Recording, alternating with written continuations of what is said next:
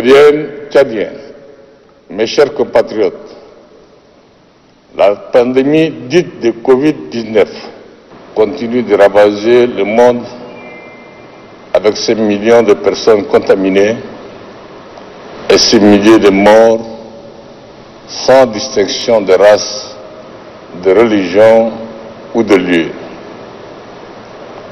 Dans mon adresse à la nation le 24 mars dernier, je vous appelais à faire preuve de civisme et de responsabilité en observant à la lettre les mesures barrières d'hygiène et de distanciation sociale qui demeurent à ce jour le seul moyen de ralentir la propagation de ce funeste virus. Grâce aux efforts de différents acteurs, publics et privés, avec la bénédiction de Dieu Tout-Puissant, notre pays reste relativement épargné comparativement à d'autres contrées. Mais nous devons, Tchadiens et étrangers, résidant au Tchad, rester sur nos gardes et redoubler de vigilance pour ne laisser aucune chance au coronavirus de se répandre dans notre pays. Tchadiennes, Tchadiens, la maîtrise de la pandémie passe avant tout par le renforcement de notre système de santé sur toute l'étendue du territoire. Dans cet objectif, le gouvernement a adopté un plan de contingence d'un montant initial de 15 milliards de francs CFA destiné à l'acquisition des équipements de prise en charge des éventuels malades de Covid-19 eu égard à l'urgence de la situation. Dans le même temps, j'ai mis en place un fonds spécial de lutte contre le coronavirus qui sera alimenté par les ressources de l'État, les contributions de nos partenaires et celles de toutes les autres bonnes volontés. Mes chers compatriotes, la cohésion, la solidarité, le sang-froid et le civisme doivent en permanence dicter nos attitudes individuelles afin de bâtir une réponse collective efficace dans cette âpre lutte contre le coronavirus. Cette crise sanitaire, qui se double d'une crise économique et financière, affecte profondément la vie sociale des milliards d'êtres humains. Indépendamment de la dimension sanitaire de la pandémie, nos populations et tout notre tissu économique sont durement impactés par certaines mesures conjoncturelles de nature coercitive, mais dictées par la force de l'épreuve et de l'adversité. Tout en ayant la pleine conscience de nos difficultés financières présentes et à venir, il est de la responsabilité de l'État d'apporter un soutien convenable et d'offrir un accompagnement efficient à nos populations, tout comme à nos entreprises qui traversent un moment éprouvant sur le plan social et économique. Pour ce faire, nous entendons user de tous les leviers budgétaires à notre portée, en attendant la concrétisation de l'appui de nos partenaires. C'est dans cette perspective que j'ai décidé de prendre une série de mesures concrètes et réalistes à titre d'assistance aux populations et de soutien aux acteurs économiques afin de soulager un tant soit peu le fardeau de cette crise qui ne fait que commencer. À ce titre, la riposte contre l'urgence sanitaire serait vouée à un échec certain. Si toutes les dispositions ne sont pas prises pour trouver une solution immédiate à une autre urgence tout aussi vitale, c'est-à-dire l'urgence alimentaire. Aussi, dans le but de renforcer le stock de l'Office national de sécurité alimentaire ONASA, une enveloppe minimale de 25 milliards de francs CFA devra être mobilisée. D'ores et déjà, un premier décaissement de 5 milliards de francs CFA est mis à la disposition par le Trésor public pour permettre de lancer les premières commandes de denrées alimentaires.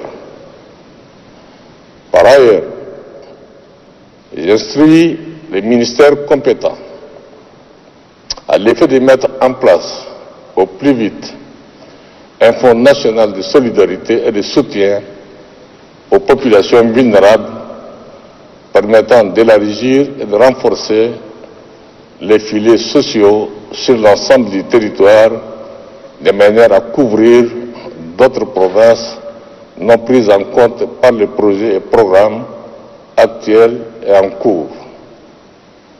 Ce fonds de solidarité, doté d'une enveloppe de 100 milliards de francs CFA, bénéficiera, je n'en doute point, de l'appui de l'ensemble de nos partenaires, dans le but d'assurer un accès aux secours alimentaires d'urgence, surtout aux plus démunis. Une structure ad hoc sera rendue opérationnelle en associant les organisations humanitaires nationales. Dans le même ordre d'idées, des solutions originales impliquant l'État, les opérateurs économiques et les banques devront être expérimentées afin de garantir la disponibilité des denrées de première nécessité à des prix abordables. En tout état de cause, le gouvernement est instruit à l'effet d'élaborer un plan d'urgence pragmatique, déclinant l'ensemble des actions à entreprendre sur le court et moyen terme pour garantir la permanence des produits de première nécessité. Dans le même souci de répondre à la détresse sociale des plus démunis, j'ai décidé des mesures suivantes.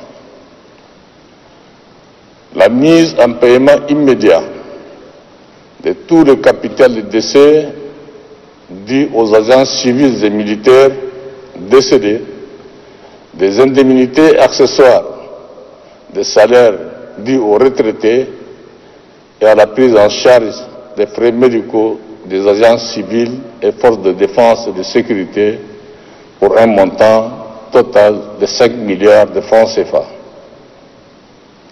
La prise en charge par l'État de toutes les consommations d'eau facturées par la Société tchadienne des eaux ou le comité de gestion aux ménages sur toute l'étendue du territoire pendant 6 mois à compter du 1er avril 2020, compris aux bornes fontaines publiques.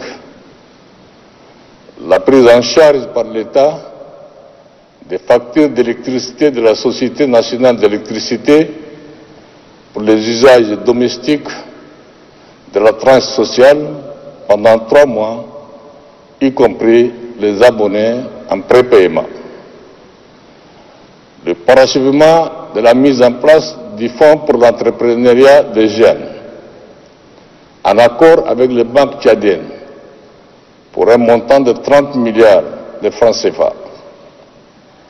La reconduction des exonérations des produits alimentaires et leur extension à d'autres produits suivant les modalités à fixer par le gouvernement. Mes chers compatriotes, en sus de ces actions qui s'inscrivent dans le temps, le gouvernement instruit à l'effet de mettre en œuvre au plus vite une panoplie de mesures en matière d'accompagnement de nos acteurs économiques. À cet effet, j'instruis le gouvernement de réduire de 50% la contribution au titre de la patente au profit de tous les assujettis et de contribution au titre de l'impôt général libératoire IGL sur tout le territoire national pour l'année 2020. Suspendre tout le contrôle ponctuel en matière de fisc et toutes les vérifications générales de comptabilité pour 3 mois pour compter d'avril 2020. Examiner avec bienveillance les demandes particulières et légitimes qui pourraient émaner des entreprises singulièrement impactées par les mesures prises par le gouvernement. Faciliter les opérations de transfert au bénéfice des importateurs de produits alimentaires et sanitaires en les exemptant des déclarations préalables et autres formalités chronophages. Exonérer les droits de douane et taxes tous les produits et matériels médicaux qui entrent dans le cadre de la lutte contre le coronavirus. Mettre en paiement, dans le meilleur délai, les dettes dues aux fournisseurs de l'État, conformément au plan d'apurement de la dette intérieure adopté par le gouvernement pour un montant de 110 milliards de francs CFA par la mobilisation de l'épargne des banques tchadiennes telle que discutée et arrêtée avec ces dernières. Dans ce même élan, je demande aux responsables de nos différentes communes d'apporter leur soutien aux commerçants et aux tenanciers des boutiques d'étal dans les marchés relevant de leur périmètre fiscal. Tchadiens, la crise sanitaire qui se profile à l'horizon risque d'éprouver rudement notre système de santé pour lequel des dispositions sont prises en vue de son renforcement. Ainsi, en plus des équipements médicaux dont les commandes sont lancées, j'ai décidé de procéder au recrutement immédiat de 1638 agents de santé dont les dossiers étaient en instance d'instruction à la fonction publique. En outre, durant toute la période de crise, conformément au plan de contingence, des indemnités spéciales seront accordées au personnel soignant mobilisé dans la gestion de la crise. Tout en nous préparant pour une riposte efficace contre cette pandémie, nous devons conjointement mettre en œuvre des actions, des projets et programmes prioritaires ayant des effets positifs immédiats sur la relance de l'économie nationale, l'emploi des jeunes et le bien-être des couches vulnérables de manière durable. Sans entrer dans les détails techniques, je voudrais noter que tous les projets et toutes les actions envisagées dans le cadre général des mesures de riposte sanitaire et d'accompagnement économique et social induisent des charges importantes à hauteur de 943 milliards de francs CFA, dont plus de 200 milliards sont immédiatement mobilisables dans le cadre de la restructuration du budget de l'État.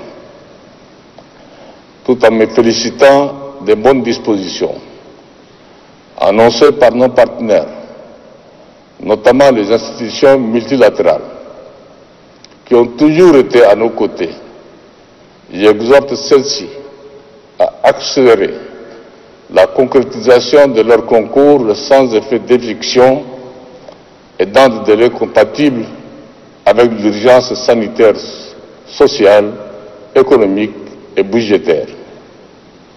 Bien plus, en communion avec mes pairs, je forme le vœu d'une annulation pure et simple de cette dette. Une telle initiative permettrait à nos États de réaliser des économies pour rebâtir et renforcer nos systèmes de santé et d'accroître nos budgets sociaux au profit de nos populations. Mes chers compatriotes, comme vous le savez, la position géographique particulière de notre pays nous a placés au cœur de plusieurs foyers d'instabilité et d'insécurité. J'ai passé plus de 2 semaines sur le terrain aux côtés de nos forces de défense et de sécurité qui luttent et nettoient la province du lac Tchad et ses alentours de toute présence des éliminés de Boko Haram. Les premiers résultats sont là, bien visibles.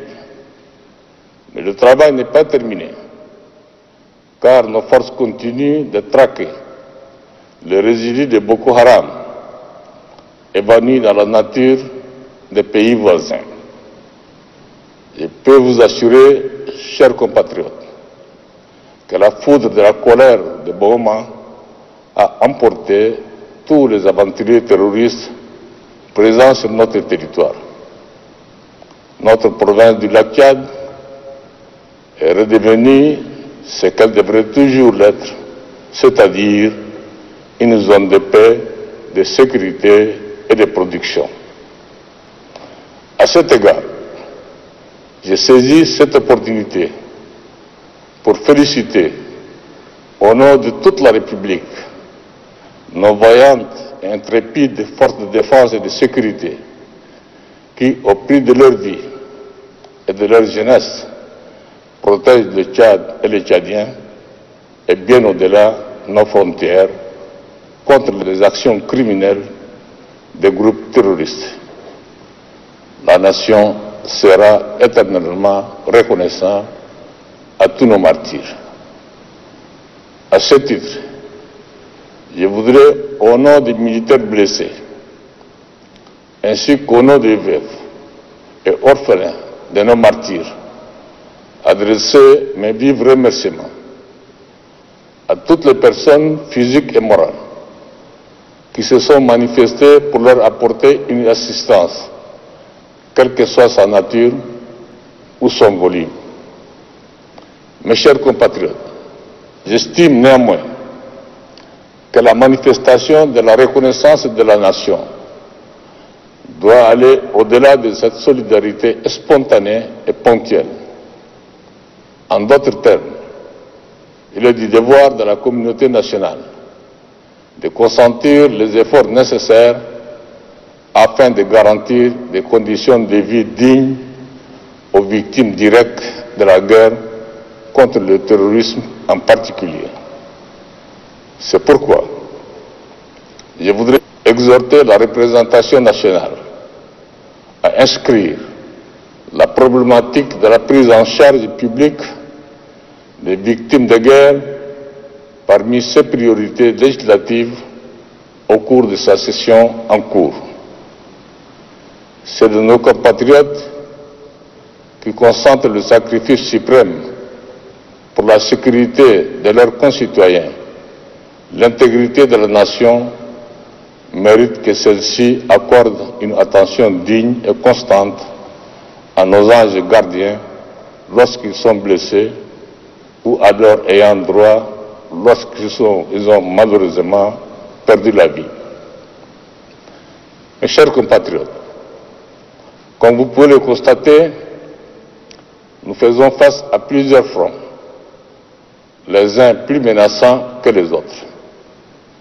L'engagement à toute épreuve doit être notre règle d'or collective pour mieux relever le défi qui s'impose à nous et à notre nation. À ce titre, j'encourage toutes les organisations de la société civile, les structures caritatives, les médias, les artistes, les chefs traditionnels, les jeunes, les femmes, les partis politiques, les religieux, les agents de l'administration à amplifier les actions de sensibilisation et de prévention, notamment en direction de notre monde rural. Le virus est parmi nous et il circule. Nous devons tout faire pour casser les chaînes de transmission. J'invite une fois de plus chacune et chacun de nous à respecter avec tout le sens patriotique l'ensemble des mesures édictées en vue de conjurer la pandémie du coronavirus qui est un défi pour le monde entier. Que Dieu bénisse notre beau pays. Vive le Tchad, je vous remercie.